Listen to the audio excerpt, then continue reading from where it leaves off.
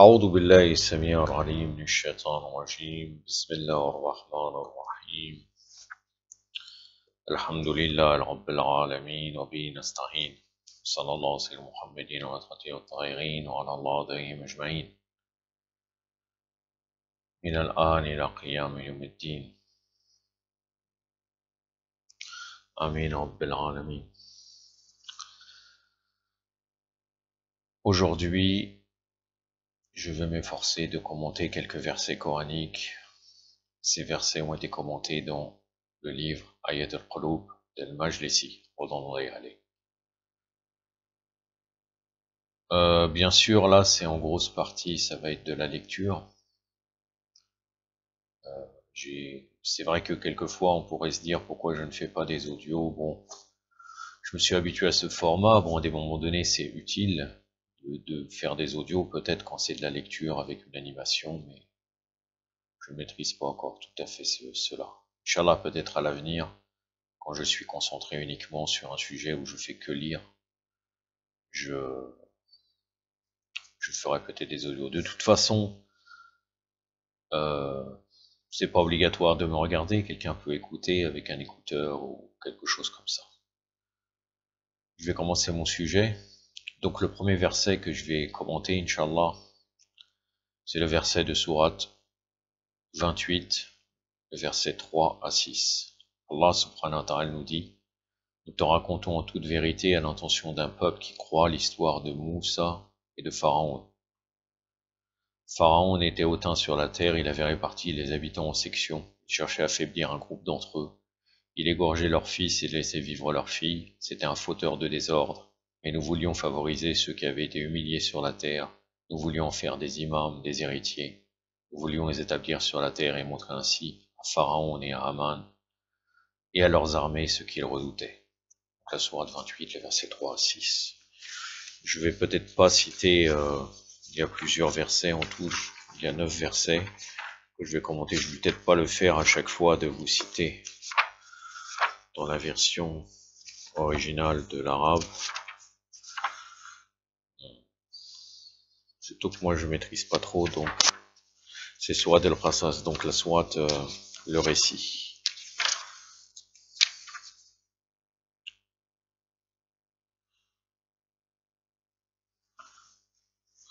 أعوذ بالله السميع العليم من الشيطان الرجيم نتلو عليك من نبأ موسى وفرعون بالحق لقوم يؤمنون إن فرعون لفي الأرض وجعل أهلها شيعا يستضعف طائفة منهم يؤدب أبناءهم ويستحيي نساءهم إنه كان من المفسدين ونريد أن نمن على الذين استضعفوا في الأرض ونجعله أئمة ونجعله وارثين ونمكن لهم في الأرض ونري فرعون وحمان وجنودهما منهم ما كانوا يخدعون صدق الله العلي العظيم. Donc Ali ibn Ibrahim al-Qummi déclara que Allah informa son prophète au sujet de la signification de la situation de Moussa alayhi salam et de ses disciples, ce qu'ils avaient dû endurer de la part de Pharaon qui les égorgeait, qui leur faisait subir de multiples injustices et persécutions. De telles informations avaient eu pour objet de préparer le saint prophète sallallahu alayhi wa alayhi aux épreuves dramatiques d'assassinat et d'emprisonnement auxquelles seraient soumis les membres de ces Ahlul Bayt alayhi salam. Donc il décrit la situation Allah subhanahu wa ta'ala de Moussa alayhi salam et ses disciples pour montrer que voilà, bientôt vous Ahlul Bayt alayhi salam, vous aurez la même chose qui va vous arriver. Puis après avoir prévenu le messager de tous les malheurs qui allaient s'abattre sur ces Ahlul Bayt, Allah l'informa de la bonne nouvelle qu'il étendrait sur eux sa grâce en les faisant ses califes sur terre. Donc il leur donne la mauvaise nouvelle, mais il dit par la suite, vous allez diriger la terre. Ça c'est bien sûr au départ à l'époque de l'imam al-Hujjah, lors de sa réapparition bénie.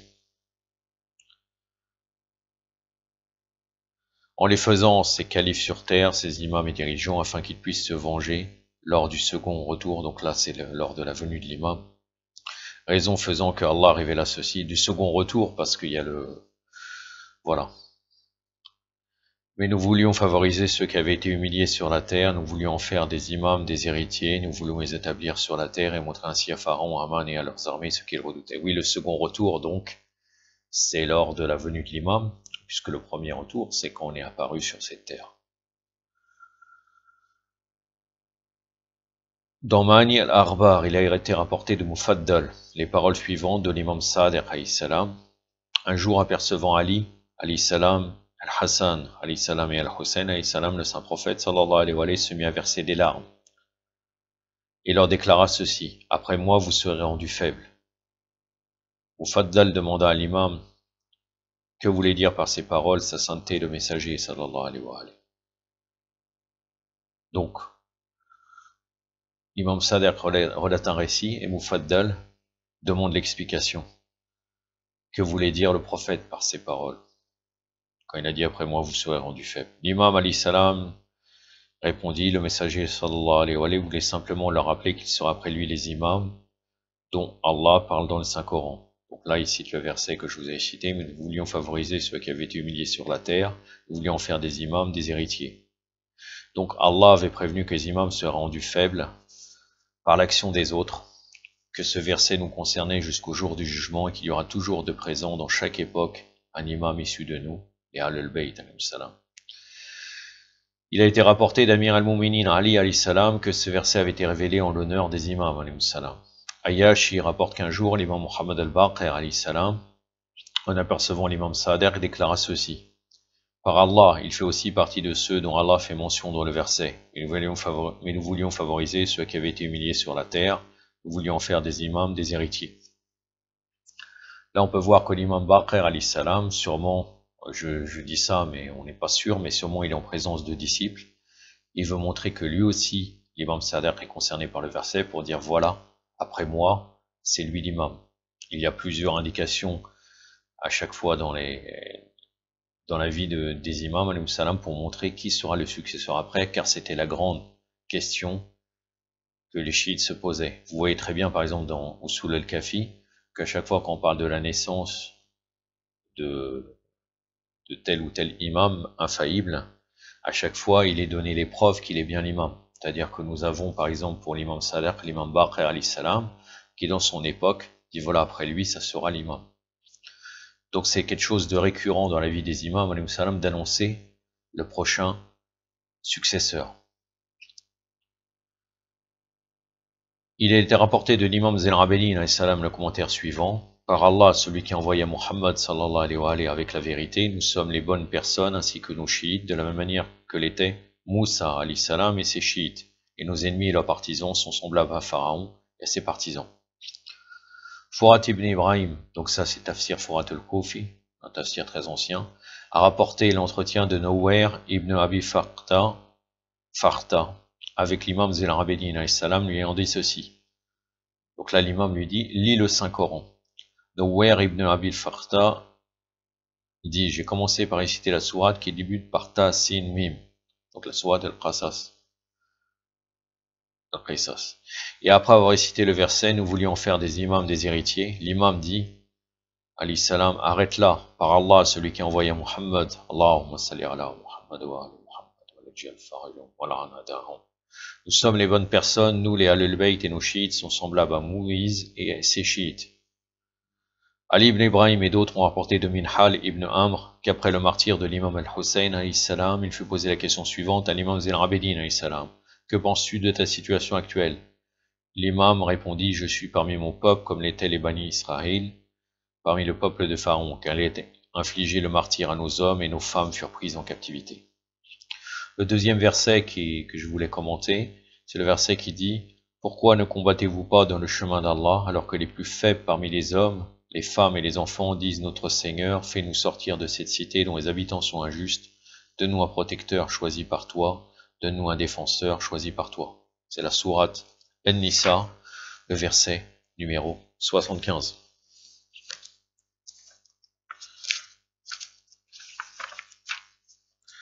C'est la sourate numéro 4.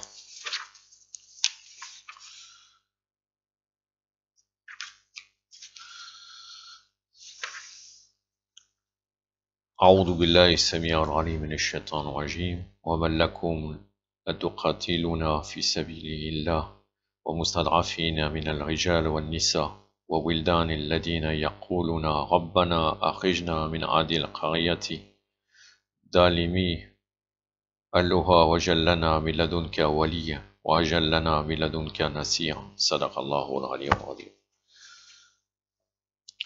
Ayyash est rapporté de l'imam Muhammad al-Baqir alayhi salam et de l'imam Sadiq alayhi salam que ce verset fut révélé en l'honneur des Ahlul Bayt qui fut rendu faible par les tyrans de cette communauté et qu'aucun défenseur ne vint à leur secours. Alors Allah, le Très-Haut, ordonna aux musulmans de mener le combat dans son chemin, c'est-à-dire de leur porter secours contre leurs ennemis. Raison faisant que l'interprétation de ce verset fait état de ces hauts dignitaires et que sur la base de cette interprétation, l'expression citée désigne Médine, ville de laquelle Ali alayhi salam sortit pour se rendre à Koufa, où les habitants de cette dernière cité ne lui portèrent aucun secours. Nous pouvons dire qu'il s'agit ici de l'interprétation du sens caché de ce verset, mais qu'elle ne va pas contre son sens apparent. Donc là, encore une fois, un verset qui est orienté vers Ahlul Bayt, dans la véritable interprétation.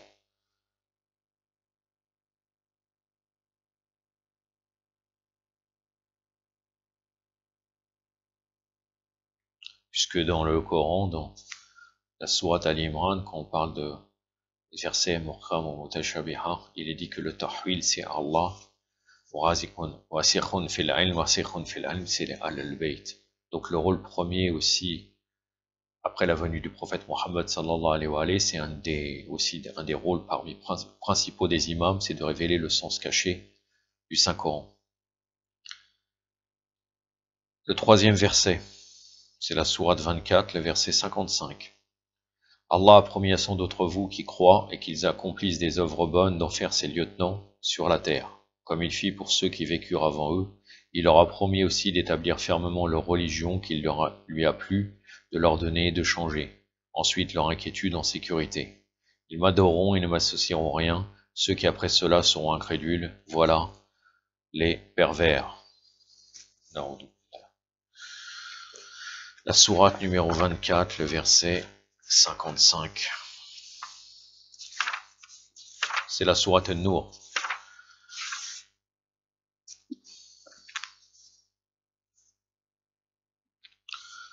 أعوذ بالله السميع العليم من الشيطان الرجيم وعد الله الذين آمنوا منكم وعملوا الصالحات ليستخلفنهم في الأرض كما استخلف الذين من قبلهم ولا يمكنها لهم دينهم الذي اقتدى لهم وليبدلنهم من بعد خوفهم أمنا يعبدونني لا يشركون بي شيء ومن كفر بعد ذلك فأولئك هم الفاسقون صدق الله العلي العظيم.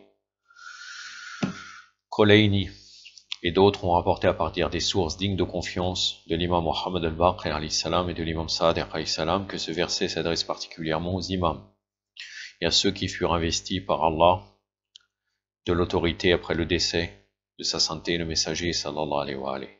Allah leur donne à travers ce verset de bonnes nouvelles.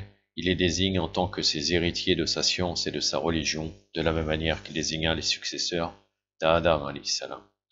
Ali ibn Uraym a rapporté que ce verset fut révélé en l'honneur de Qahim, de la descendance de Muhammad.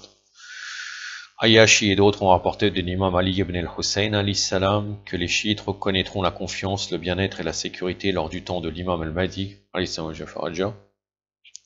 que Allah en a pour nous la joie.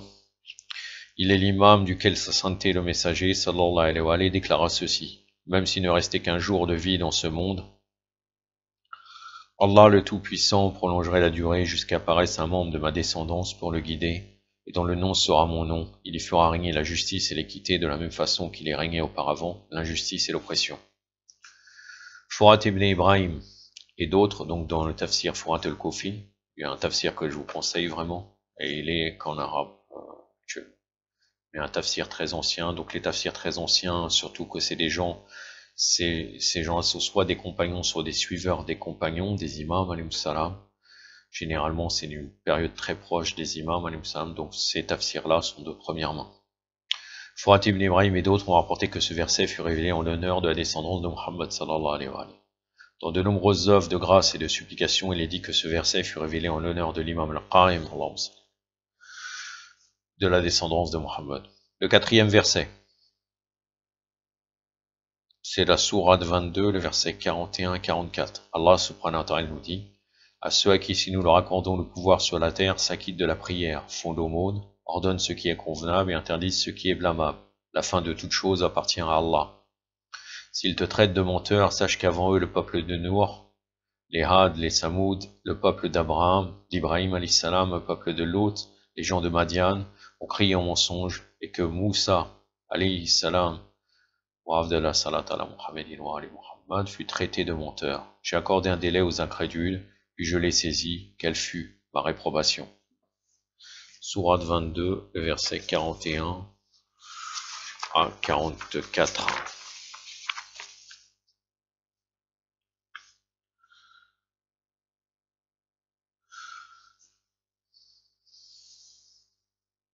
أعوذ بالله السميع العليم من الشيطان الرجيم الذين إن مكنهم في الأرض أقاموا الصلاة وآتوا الزكاة وأمروا بالمعروف ونهوا عن المنكر ولله عاقبة الأمور وإن يكذبوك فقد كذب قبلهم قوم نوح والعاد والثمود وقوم إبراهيم وقوم لوط وأصحاب المدين وكذب موسى فأمليت للكافرين ثم عادوهم فكيف كان النقير.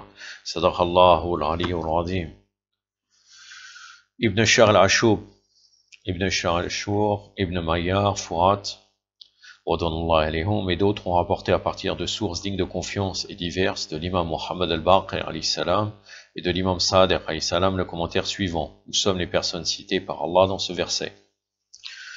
Ibn Bayyar a rapporté de l'imam Moussa ibn Ja'far, donc l'imam Moussa al-Khazim alayhi salam, les paroles suivantes: un jour alors que j'étais en compagnie de mon très respectable père à la mosquée, donc l'imam Sadiq alayhi salam, une personne se présenta soudainement à lui et dit: ô fils du messager d'Allah. Non, pardon.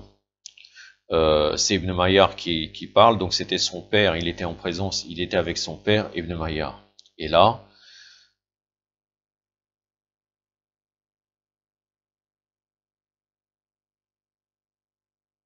non, pardon. C'est le témoignage de l'imam Moussa al-Jafar, je ne sais pas pourquoi j'ai confondu, c'est lui qui parle, c'est l'imam Moussa al-Khazem, donc il était avec l'imam Sadiq alayhi salam, il dit: un jour alors que j'étais en compagnie de mon très respectable père à la mosquée, une personne se présenta soudainement à lui et dit: ô fils du messager d'Allah, je rencontre certaines difficultés concernant la signification d'un verset. J'ai demandé à Jabir al-Jurfi de bien vouloir me l'expliquer, mais il me conseillait de m'adresser à toi. Donc vous voyez là que l'imam avait nommé Jabir al-Jurfi aussi pour commenter le Coran et pour certaines questions. C'est-à-dire c'était pas directement forcément qu'on allait voir l'imam.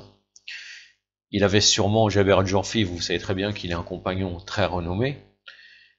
Il avait orienté ses disciples à: voilà, si vous avez des questions, allez voir Jabir al-Jurfi. Et là, comme Jabir al-Jurfi a dit d'aller voir l'imam, peut-être il n'a pas pu répondre à la question, donc il est parti s'adresser à l'imam. L'imam dit: de quel verset est-il question? Alors la personne récita le verset suivant: à ceux qui, si nous leur accordons le pouvoir sur la terre, s'acquittent de la prière, font l'aumône, ordonnent ce qui est convenable et interdisent ce qui est blâmable. La fin de toute chose appartient à Allah. Entre parenthèses, quand vous voyez le rôle de Jabir al-Jurfi, c'est le rôle d'un savant. C'est-à-dire que quelquefois on arrive à dire on n'a que les imams, mais il y avait aussi des savants à l'époque. C'est-à-dire que des gens suivaient des savants qui prenaient les hadiths des imams. Même à l'époque des imams, de toute façon c'est connu, même à l'époque du prophète, à l'époque il y avait l'imam Ali, il y avait des gens spécialisés. Il y avait certains, comme on a décrit quand j'ai parlé des compagnons de l'imam Moussa al-Khazem jusqu'à l'imam al-Askari alayhi salam, il y en a certains qui écrivaient des livres sur la jurisprudence, bien sûr, avec les hadiths, basés sur les hadiths, mais il y avait des gens qui jouaient un rôle de savants. Donc il pose sur la question la question sur le verset, l'imam alayhi salam lui répond, ce verset fut révélé en notre honneur et la raison en fut celle-ci. Certains compagnons rendirent visite à sa sainteté le messager, sallallahu alayhi wa sallam, pour lui poser la question suivante. Ô messager d'Allah, quel est celui qui prendra en main après ton décès la direction des affaires et la charge du califat? Par Allah, si cela revenait à l'un des membres de Ahlul Bayt, alayhi salam, alors nous ne manquerons pas de nous sentir en danger, alors que si cela revenait à quelqu'un d'autre, nous pourrions compter sur davantage de générosité de sa part et de filiation avec nous. Donc là, encore une fois, ces compagnons-là, hypocrites, ne recherchaient que leur bienfait dans cette vie. C'est-à-dire qu'eux, ils ont craigné pour leur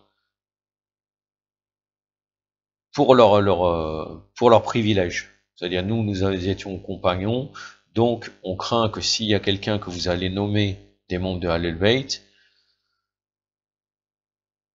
ils n'auront pas le même respect qu'ils pourraient avoir en tant que compagnons. Après avoir écouté ces personnes, sa sainteté le messager, sallallahu alayhi wa sallam, en fut bouleversé et déclara ceci par Allah. Celui que Allah établira en tant que calife sera sûrement une personne qui recommandera l'accomplissement de la prière sur terre, qui fera l'aumône aux pauvres et nécessiteux, qui ordonnera le bien et interdira le mal. De plus, Allah abaissera et humiliera toute personne qui fera preuve d'hostilité envers ma Ahlul Bayt et ma descendance. À ce moment précis fut révélé verset suivant, s'ils te traitent de menteur, ceux qui vécurent avant eux ont crié en mensonge, alors que leur prophète leur avait apporté les preuves évidentes.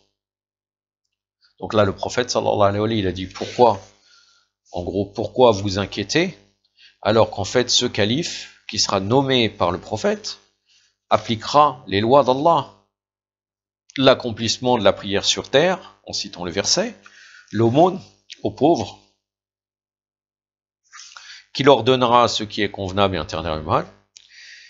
Et là, après, il y a un verset contre les dénégateurs, dans la sourate 35, le verset 25. S'ils te traitent de menteur, ceux qui vécurent avant eux crient en mensonge, alors que leur prophète leur avait apporté les preuves évidentes. Sourate 35, le verset 25.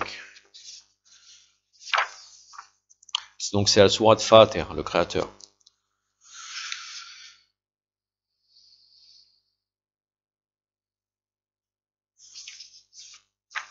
Malgré que, bon, le titre n'est pas approprié. Vous avez la traduction. Parce qu'à un moment, le créateur, c'est Khaliq. J'en avais parlé hier avec un frère, avec une discussion vraiment bénie. Et c'est vrai qu'il y a des problèmes en français parce que certains mots bien précis, qui veut dire un certain sens, même là dans le dictionnaire, vous allez retrouver, c'est pas traduisable en fait. C'est pas traduisable. Parce que Fater, ça va surtout dans le sens de, comme Badir. Ça veut dire que là c'est le kun fayakun. C'est pas le khaliq. Parce que là le créateur c'est la création. Et quand on crée, il y a des étapes. Il y a des étapes. Jusqu'à Adam alayhi salam, je sais pas si vous savez, j'ai oublié combien de temps, mais il était qu'une masse inerte. Jusqu'à qu'Allah azawajal envoie son esprit, ruh. Et là, après, il a pris vie. Mais au départ, c'était comme Nabat, comme une plante. Petit à petit, il a évolué. C'est pas comme donc là, c'est la création. Mais bien sûr, c'est pas comme comme le Rumi dans Matnawi ou je sais pas quoi, qui indirectement nous dit presque que c'est même si bon, ils vont dire non, on n'a pas compris. C'est comme si pratiquement, voilà, on va croire à l'évolution darwinienne. Même si bon, je sais très bien que c'est pas ce qu'il voulait dire, mais c'est comme si on a évolué d'une plante à un animal, etc., etc.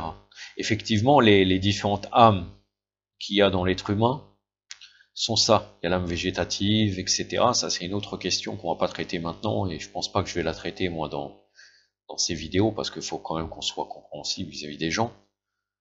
Mais au départ, c'est effectivement le fœtus dans l'être humain, et même après quand le bébé naît, il y a toute une évolution, que petit à petit, au départ, c'est uniquement le manger, il y a toute une évolution qui fait qu'au départ, c'est comme un animal.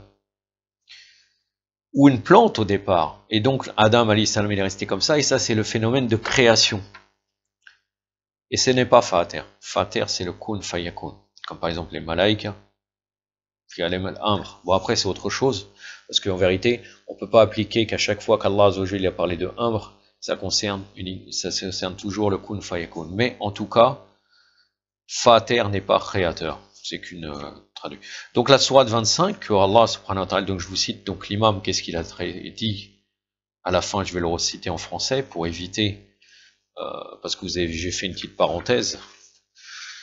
Donc, une fois qu'il aura appelé, vous craignez qu'un calife vient vers vous, il lui cite le verset que je vais préciter, le verset de la sourate 22, le verset 41-44, comme quoi, pourquoi vous inquiétez, ils vont accomplir la prière, faire l'aumône, dire le bien et le mal, et il les traite après il dit, s'ils te traitent de menteur, ceux qui vécurent avant eux crient au mensonge, alors que leur prophète leur avait apporté les preuves évidentes. Sourate 35, le verset 25. أعوذ بالله السميع العليم من الشيطان الرجيم وإن يكذبوك فقد كذب الذين من قبلهم جاءتهم رسلهم بالبينات وبالزبور وبالكتاب المنير صدق الله العلي العظيم. Voilà. Un cinquième verset, et j'en ai 6, en fait je vous avais dit 9, mais c'est 6 versets. Allah subhanahu wa ta'ala nous dit dans la sourate 28, le verset 61, celui à qui nous avons fait une belle promesse, dont il verra l'accomplissement, serait-il comparable à celui à qui nous avons accordé les brèves jouissances de la vie de ce monde et qui ensuite, le jour de la résurrection, sera au nombre de ceux qui comparaîtront devant nous. Sourate 28, le verset 61. Donc c'est de la sourate Al-Qasas, verset 21.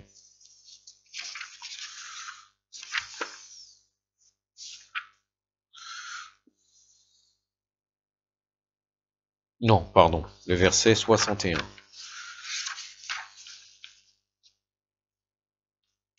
أعوذ بالله السميع العليم من الشيطان الرجيم أفمن وعدناه وعدا حسنا فهو لاقيه كمن متنه متاع الحياة الدنيا ثم هو يوم القيامة من المنذرين صدق الله العلي العظيم.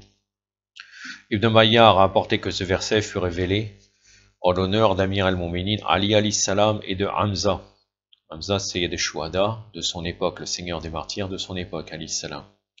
Daylami a rapporté de l'imam Sadiq alayhi salam que l'expression la belle promesse s'adresse à l'imam Ali ibn Abi Talib alayhi salam, que Allah lui a promis de le mettre au paradis ainsi que ses amis, que ceux sur lesquels tombera le châtiment sont les ennemis de l'imam alayhi salam,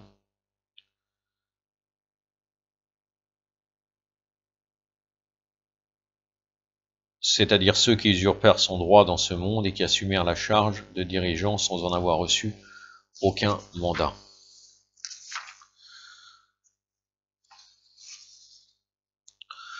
Le dernier verset,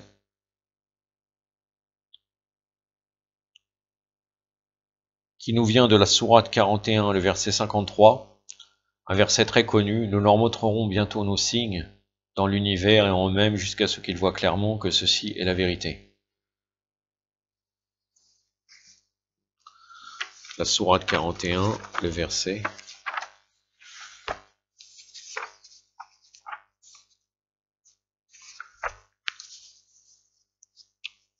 C'est la sourate al-Fussilat, donc les versets exposés ou bien l'exposé en détail, le verset 53.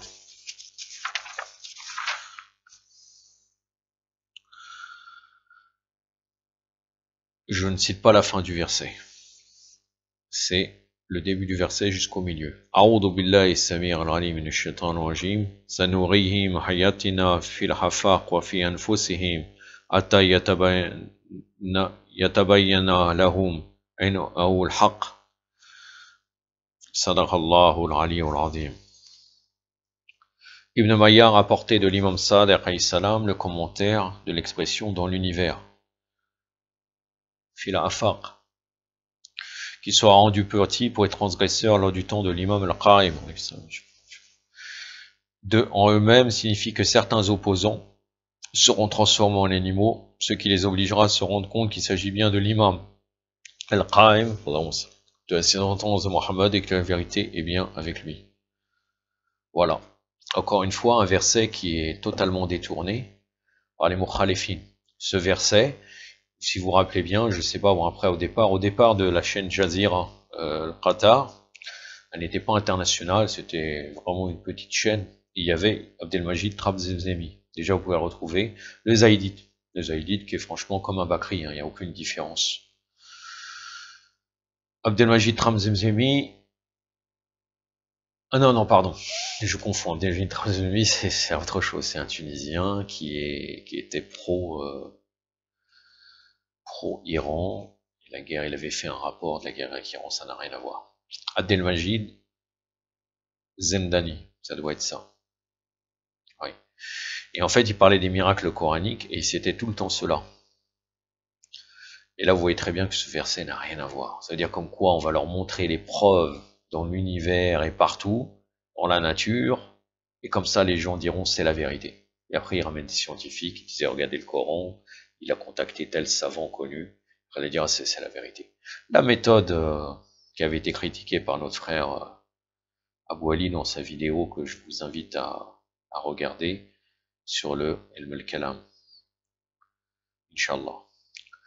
La prochaine fois, j'en ai terminé avec cela, je vous citerai quelques hadiths concernant l'usurpation et l'usurpateur. Des hadiths très importants et fondamentaux, où il y aura en même temps quelques versets coraniques. Inch'Allah, yaktafi ba'd al-qadr, wa sallallahu alayhi wa sallam Muhammadin wa atrati wa ta'irin, wa assalamu alaikum wa rahmatullah.